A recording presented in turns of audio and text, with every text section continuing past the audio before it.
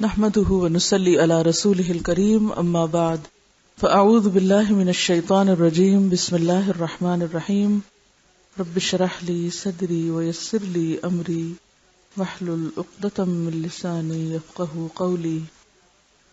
نماز اور سورۃ فاتحہ. رسول اللہ صلی اللہ علیہ وسلم نے فرمایا لا صلاۃ لمن لم يقرأ بفاتحة الكتاب، جس شخص نے نماز میں سورۃ فاتحہ نہیں پڑھی اس کی نماز نہیں. یہ حدیث بخاری کی ہے.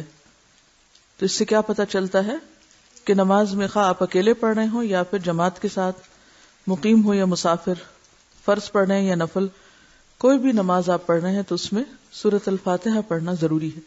اس سے یہ بات بھی پتہ چلتی ہے کہ کوئی بھی شخص جو مسلمان ہو اس کے لیے قرآن کا ایک حصہ ہر صورت میں سیکھنا لازم ہے، الا یہ کہ وہ بالکل ہی معذور ہو. معذور میں کون آتے ہیں؟ جو بول نہ سکتے ہوں یا بالکل اتنا دماغ نہ رکھتے ہوں کہ وہ کچھ بھی یاد کر سکیں باوجود کوشش کے. کیونکہ بعض لوگ ایسے ہوتے ہیں جو بظاہر دنیا کے کام کاج چلتے پھرتے کرتے رہتے ہیں مگر ذہنی طور پر اتنے کمزور ہوتے ہیں کہ وہ کچھ بھی یاد نہیں رکھ سکتے یا ان کی زبان چلتی ہی نہیں کچھ یاد کرنے پر. تو ایسی صورت میں کوشش کے باوجود جو نہ کر سکے وہ تو معذور ہے. لیکن جن لوگوں کے پاس استطاعت ہے اور پھر وہ نہ کریں اور غفلت برتیں اور صرف اللہ اکبر کہہ کے بسم اللہ کی نماز پڑھیں تو وہ نماز قابل قبول نہیں. انہیں سورۃ الفاتحہ کم از کم یاد کرنی ہوگی. حضرت عبادہ بن صامت رضی اللہ عنہ روایت کرتے ہیں کہ ہم نماز فجر میں رسول اللہ صلی اللہ علیہ وسلم کے پیچھے تھے. آپ نے قرآن پڑھا، بس آپ پر پڑھنا بھاری ہو گیا. یعنی آپ نماز پڑھا رہے تھے لیکن نماز پڑھا نہیں پا رہے تھے، بھاری ہو گئی نماز. جب نماز سے فارغ ہوئے تو فرمایا شاید تم اپنے امام کے پیچھے پڑھا کرتے ہو. ہم نے کہا ہاں اے اللہ کے رسول. آپ نے فرمایا سوائے فاتحہ کے اور کچھ نہ پڑھا کرو، کیونکہ اس شخص کی نماز نہیں ہوتی جو سورۃ فاتحہ نہ پڑھے. اس سے کیا پتہ چلتا ہے؟ نمبر 1 کہ سورۃ فاتحہ امام اور مقتدی دونوں کو پڑھنی ہے. نمبر 2 یہ کہ جب امام جہری قرات کر رہا ہو، بلند آواز سے تلاوت کر رہا ہو، تو پیچھے کسی کو بھی بلند آواز میں یا آہستہ آواز میں تلاوت نہیں کرنا، کیونکہ اس سے کیا ہوتا ہے، اس بنبناہٹ سے یا شور سے یا آواز سے امام کو خلل ہوتا ہے، امام کے لیے کنسنٹریشن مشکل ہو جاتی ہے، پڑھنا بوجھل ہو جاتا ہے. اسی کا یہاں پر ذکر ہے، کیونکہ قرآن پاک میں بھی آتا ہے نا کہ اذا قرئ القرآن فاستمعوا له وانصتوا. ایک روایت میں یہ بھی ہے نبی صلی اللہ علیہ وسلم نے فرمایا کہ میں اپنے دل میں کہتا تھا کہ قرآن کا پڑھنا مجھ پر دشوار کیوں ہو رہا ہے، پھر میں نے جان لیا کہ تمہارے پڑھنے کی وجہ سے دشوار ہوا ہے. بس جب میں پکار کر پڑھوں، یعنی جہری نماز میں، یہ دیکھیے الفاظ قابل غور ہیں، جب میں پکار کر پڑھوں یعنی اونچی آواز میں پڑھوں تو قرآن سے سورۃ فاتحہ کے سوا کچھ بھی نہ پڑھو. یہ ابو داؤد کی روایت ہے. حضرت ابو ہریرہ رضی اللہ عنہ بیان کرتے ہیں کہ رسول اللہ صلی اللہ علیہ وسلم نے فرمایا جس شخص نے نماز پڑھی اور اس میں سورۃ فاتحہ نہ پڑھی پس وہ نماز ناقص ہے، ناقص ہے، ناقص ہے، پوری نہیں. ابو ہریرہ رضی اللہ عنہ سے پوچھا گیا ہم امام کے پیچھے ہوتے ہیں پھر بھی پڑھیں؟ تو حضرت ابو ہریرہ نے کہا ہاں تو اس کو دل میں پڑھ، یعنی پھر آپ بول کے نہیں پڑھیں گے بلکہ دل میں ہی اس کو دہرا لیں گے. حضرت انس رضی اللہ تعالی عنہ فرماتے ہیں کہ رسول اللہ صلی اللہ علیہ وسلم نے اپنے صحابہ کو نماز پڑھائی، فارغ ہو کر ان کی طرف متوجہ ہو کر پوچھا کیا تم اپنی نماز میں امام کی قرات کے دوران میں پڑھتے ہو؟ سب خاموش رہے. 3 بار آپ نے ان سے پوچھا، انہوں نے جواب دیا ہاں ہم ایسا کرتے ہیں. آپ نے فرمایا ایسا نہ کرو، تم صرف سورۃ فاتحہ دل میں پڑھ لیا کرو. ان احادیث سے ثابت ہوا کہ مقتدیوں کو امام کے پیچھے چاہے وہ بلند آواز سے قرات کرے یا نہ کرے الحمد شریف ضرور پڑھنی چاہیے. اس معاملے میں آپ نے سنا ہوگا کہ ایک بہت بڑا اختلاف بھی پایا جاتا ہے اور یہ امتیازی مسائل میں سے مسئلہ بن گیا ہے، حالانکہ اس کی ضرورت نہیں تھی. ایک دوسرا فریق ہے جو یہ کہتا ہے کہ سورۃ فاتحہ بھی نہیں پڑھنی چاہیے کیونکہ قرآن پاک میں آتا ہے وَإِذَا قُرِئَ الْقُرْآنُ فَاسْتَمِعُوا لَهُ وَأَنصِتُوا. معنی کیا ہے کہ جب قرآن پڑھا جائے تو اسے غور سے سنو اور خاموش رہو. تو وہ اس حکم کو سورۃ فاتحہ پر بھی اپلائی کرتے ہیں.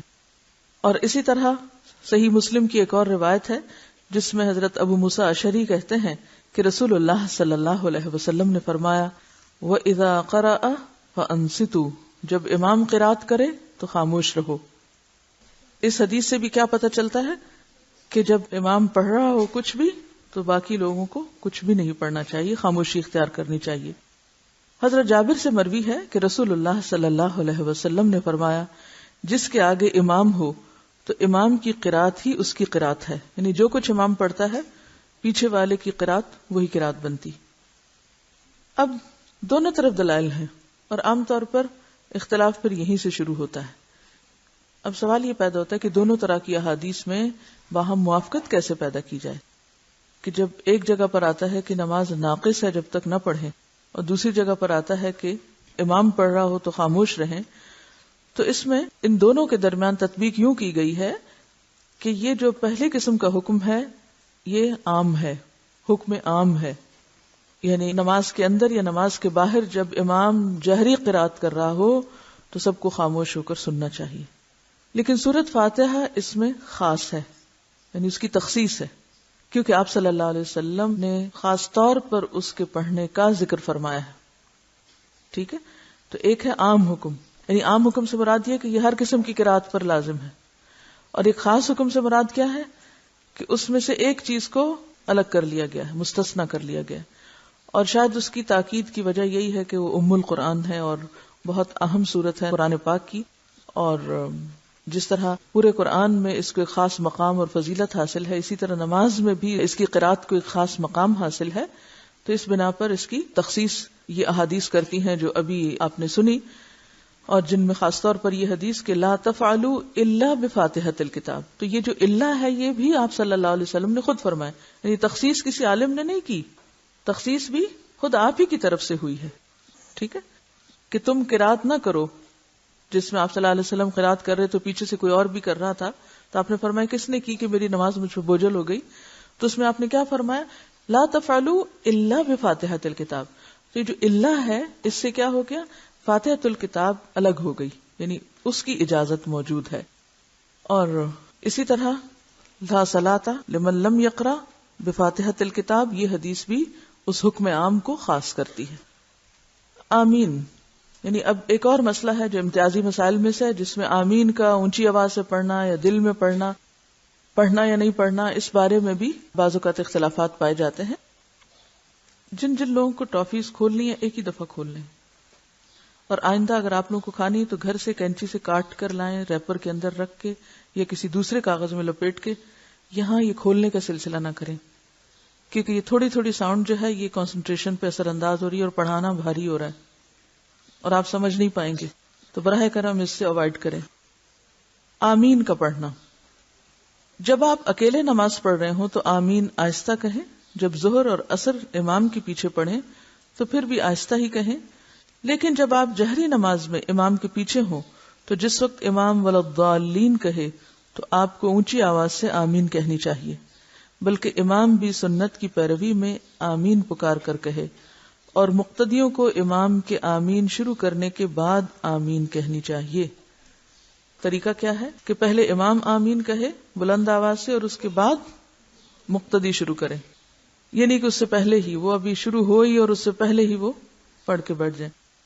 حضرت وائل بن حجر رضی اللہ عنہ روایت کرتے ہیں کہ میں نے سنا رسول اللہ صلی اللہ علیہ وسلم نے پڑھا غیر المغضوب علیہم ولضالین، پھر آپ نے بلند آواز سے آمین کہی، یعنی آپ صلی اللہ علیہ وسلم نے بحیثیت امام کے خود ہی آمین فرمائی۔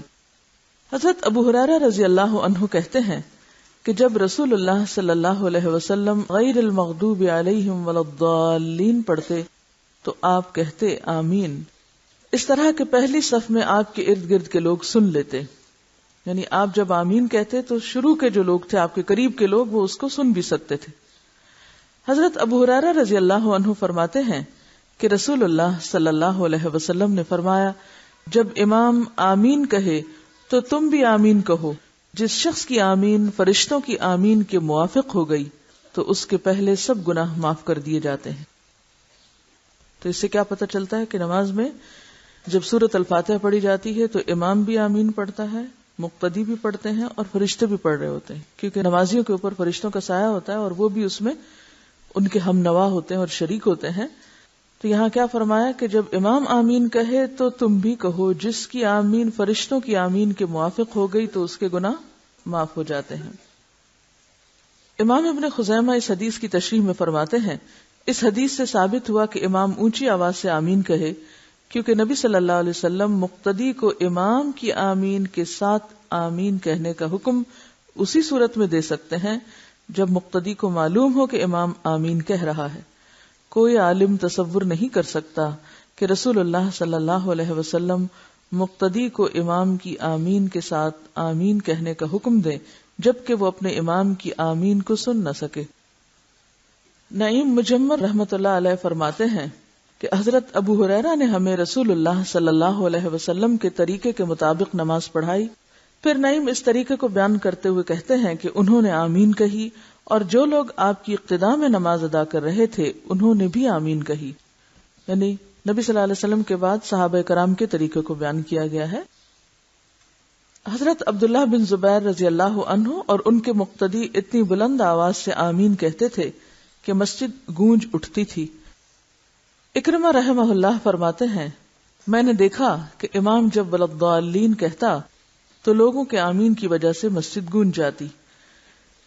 عطا بن نبی رواح رحمہ اللہ فرماتے ہیں، یہ تابعی ہیں، میں نے 200 صحابہ کرام کو دیکھا کہ بیت اللہ میں جب امام ولضالین کہتا تو سب بلند آواز سے آمین کہتے. کسی کو عطا بن نبی رواح کا پتہ ہے کہ کون ہے؟ کچھ تھوڑا سا جانتے ہیں؟ یہ جو کتاب ہے نا حیات تابعین کے درخشاں پہلو، اس میں پہلے نمبر پر انہی کا واقعہ. عطا بن نبی رواح نہ صرف یہ کتابی ہیں بلکہ حرم میں مستقل طور پر کئی سال رہے، اور جب یہ وہاں پر موجود تھے تو یہ حکم جاری ہوا تھا کہ ان کے سوا کوئی اور فتویٰ نہ دیا کرے. یہ بہت بڑے عالم بھی تھے.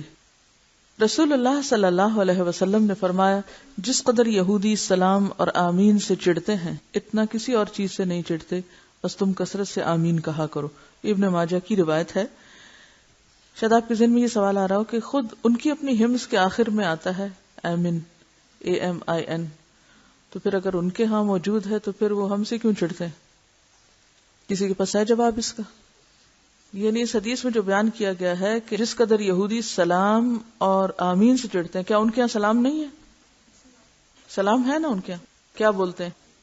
ہاں، شالوم یا کچھ اس طرح کا لفظ بولتے ہیں.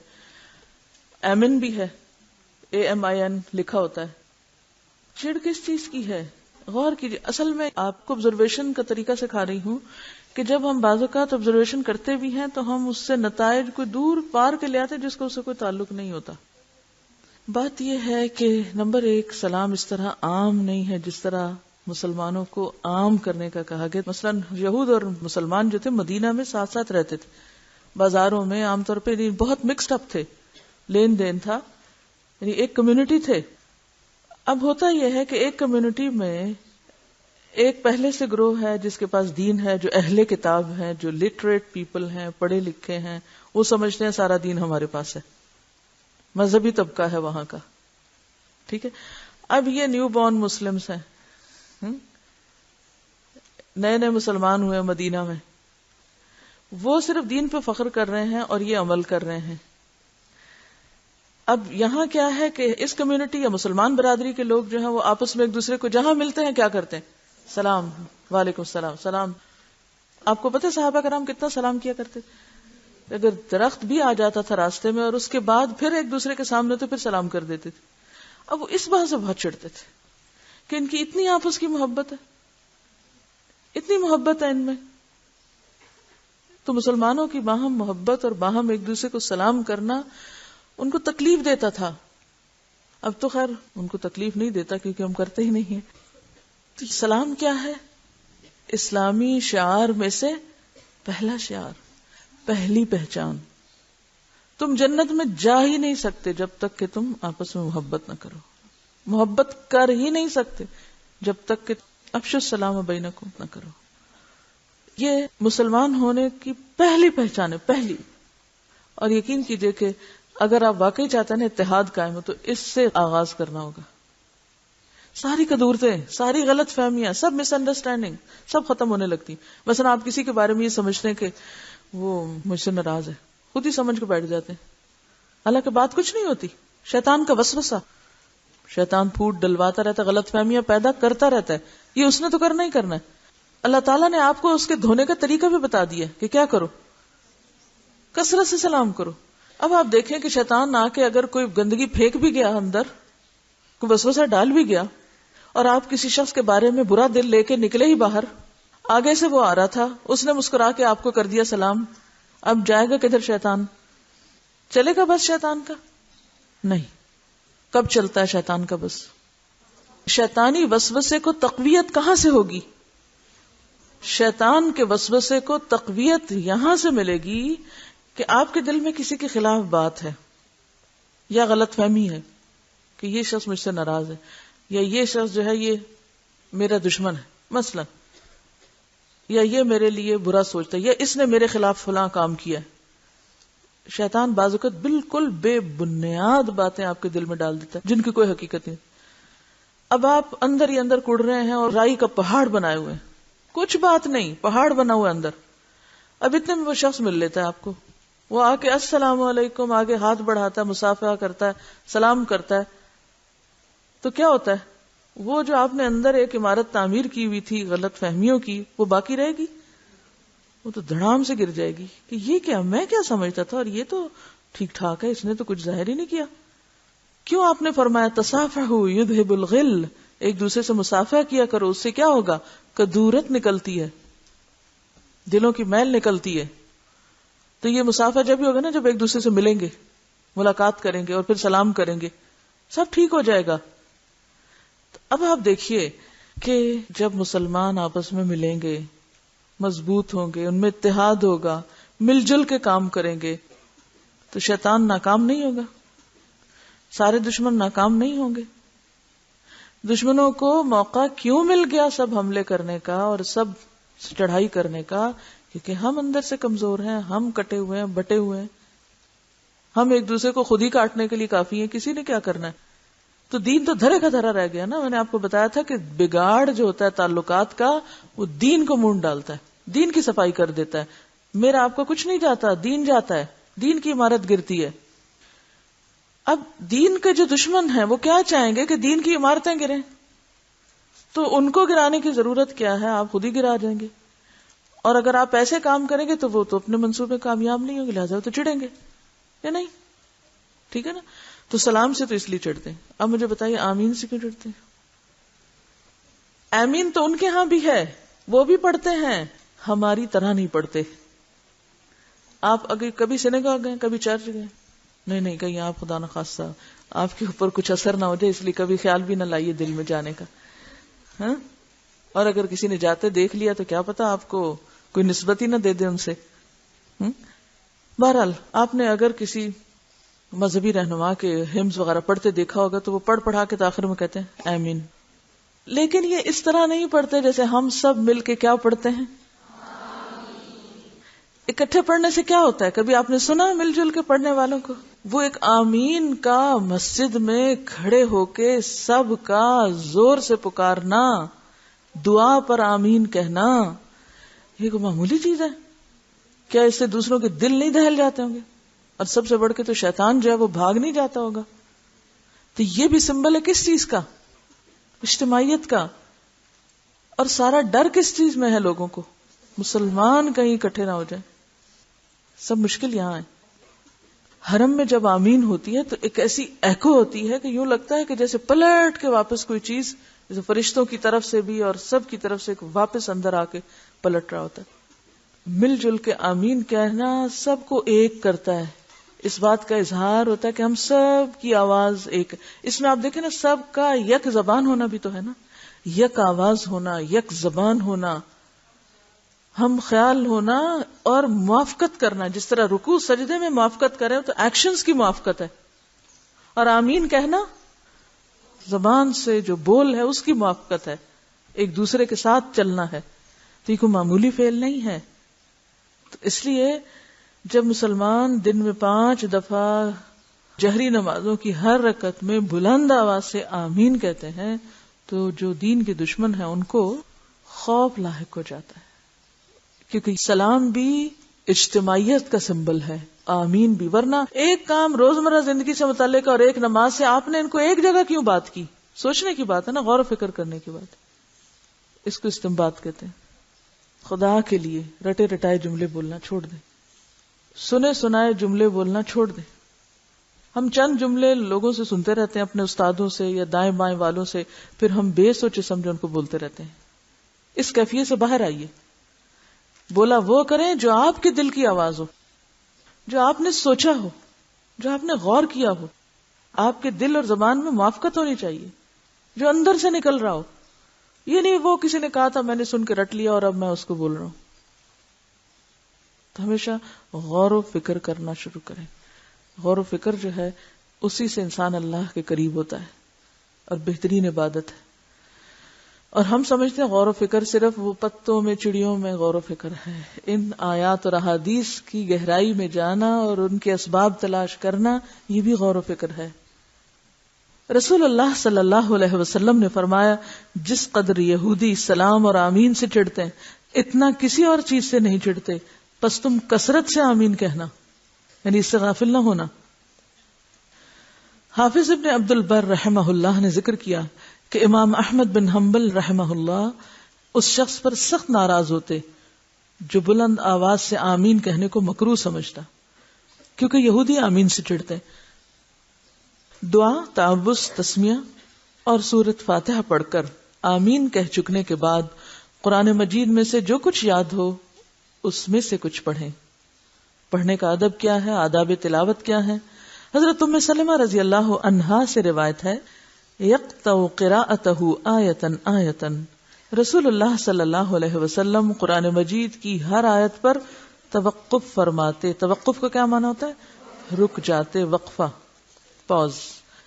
بعد والی آیت کو پہلی آیت کے ساتھ نہیں ملاتے تھے، جیسے الحمدللہ رب العالمین الرحمن الرحیم مالک یوم الدین.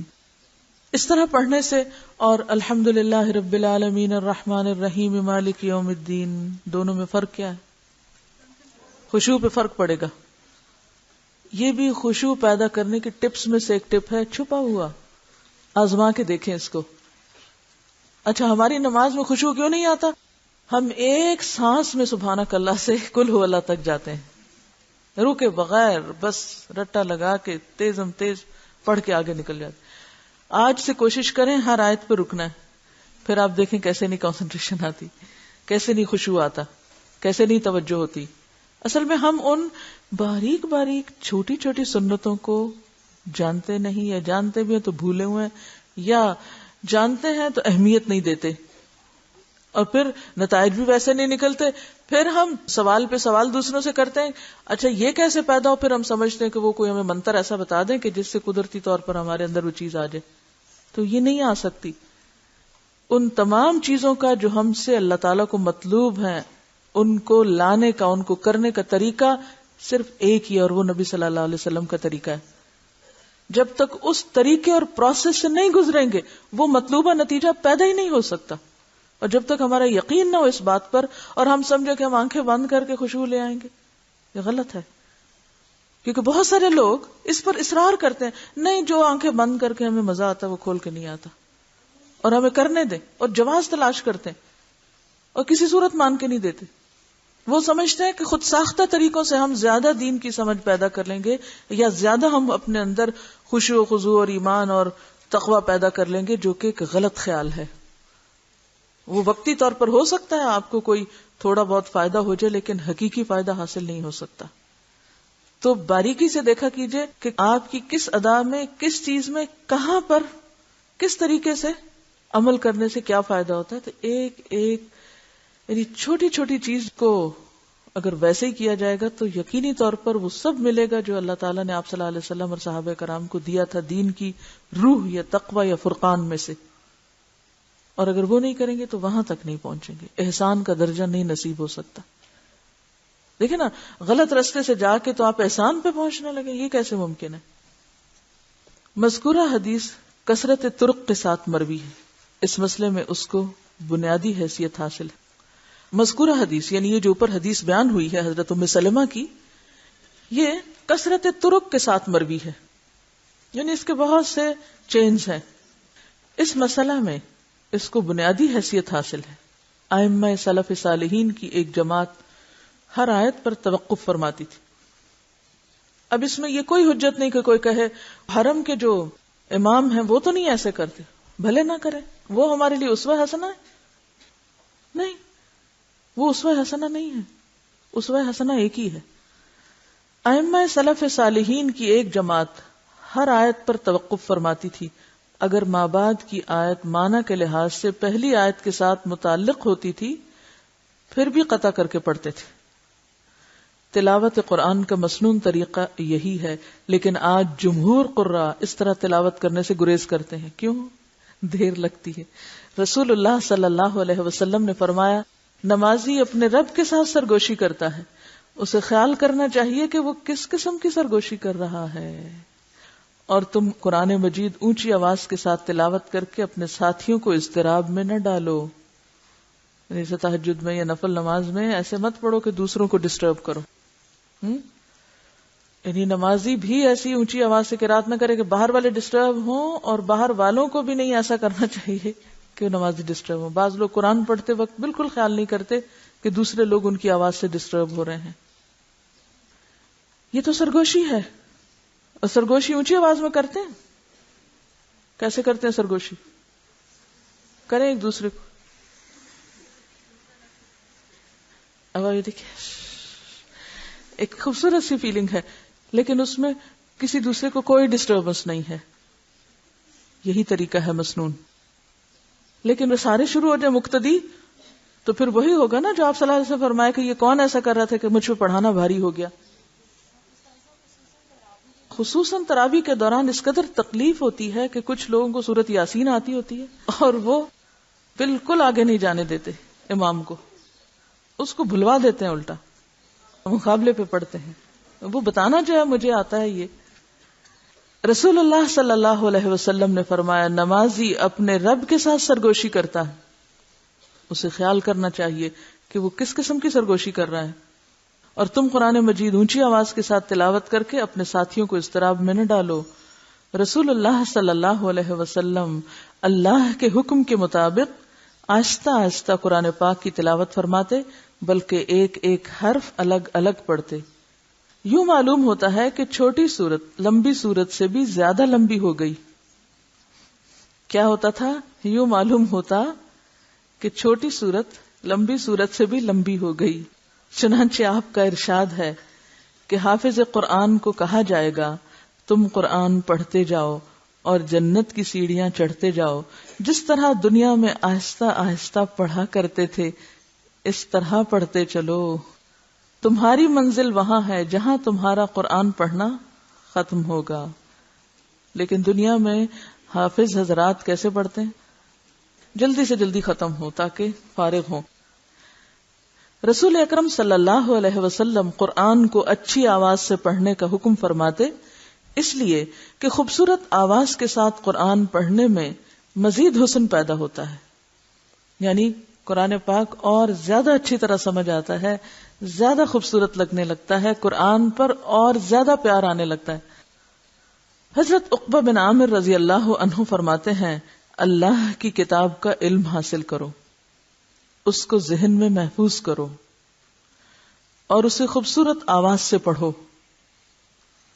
مجھے اس ذات کی قسم جس کے ہاتھ میں میری جان ہے، اونٹ کے گھٹنوں کی رسی اگر کھول دی جائے تو وہ اتنی تیزی سے نہیں بھاگتا جتنا تیزی سے قرآن پاک حافظے سے نکل جاتا ہے. اس لیے بہت ضروری ہے کہ جو کچھ آپ اس وقت حفظ فرما رہے ہیں اس کو نمازوں میں دہراتے رہیں تاکہ وہ ساری زندگی یاد رہے، بھولنے نہ پائے. اور قرآن کو یاد رکھنے کا بہترین طریقہ یہی ہے کہ نماز میں انسان اس کو دہرائے. جو حصہ آپ نمازوں میں پڑھتے رہیں گے وہ کبھی نہیں بھولے گا، وہ زیادہ زیادہ پختہ ہو جائے گا. اب اس میں آپ خود ترتیب کر سکتے ہیں، ظہر میں کیا پڑھوں، عصر میں کیا پڑھوں، مغرب میں، عشاء میں. اور اس کے علاوہ اگر زیادہ یاد ہے تو اس مہینے میں کیا پڑھوں، اس میں کیا پڑھوں، پورے سال کا آپ پلانر بنا لیں. جو لوگ حفاظ ہیں عام طور پر ان کو یاد رکھنا ایک بوجھ لگتا ہے، اور وہ خوف زدہ رہتے ہیں کہ بھول جائے گا، اور پھر سارا تو ایک دن میں نہیں پڑھ سکتے، یہ سارا ایک مہینے میں نہیں پڑھ سکتے، تو ایسی صورت میں آپ سال بھر پہ ڈیوائیڈ کر لیں کہ مثلاً اس مہینے میں مجھے یہ پارے پکے کرنے اور دن بھر کی نمازیں پڑھنا، اس مہینے میں یہ کرنا، اس میں سال کا پلانر بنا لیں، پھر مہینے کا بنا لیں، پھر ہفتے کا بنا لیں، پھر دن کا بنا لیں. تو صرف ایک دفعہ اپنے پاس اپنا پرسنل چارٹ بنا کے رکھ لیں اور تھوڑی سی اس کی پابندی کریں تو آپ دیکھیں گے کہ انشاءاللہ قرآن آپ کے پاس ہی رہے گا، کہیں نہیں جائے گا. اور اگر آپ نے نہیں اس کو پکڑا چلا جائے گا. اور یہ صرف حفظ کے لیے نہیں ہے، یہ اور کس کے لیے؟ علم حاصل کرو، ذہن میں محفوظ رکھو اور خوبصورت آواز سے پڑھو. یہ تجوید سے پڑھنے کے لیے بھی ہے اور معنی اور فہم اور تمام چیزوں کے لیے. نبی صلی اللہ علیہ وسلم نے فرمایا اللہ تعالیٰ کسی آواز کے لیے اس قدر کان نہیں لگاتا جس قدر وہ اچھی آواز کے ساتھ قرآن پاک پڑھنے پر لگاتا ہے. یعنی خوبصورت آواز سے جب اللہ کا کلام پڑھا جائے تو اللہ تعالیٰ سب سے زیادہ اس شخص یا اس محفل کی طرف متوجہ ہوتے ہیں. یعنی کوئی آواز اللہ تعالیٰ کو اس طرح اپنی طرف متوجہ نہیں کرتی جتنا کہ خوبصورت آواز میں پڑھے ہوئی قرآن. وآخر دعوانا ان الحمد للہ رب العالمین. سبحانک اللہم وبحمدک نشہد ان لا الہ الا انت نستغفرک ونتوب الیک.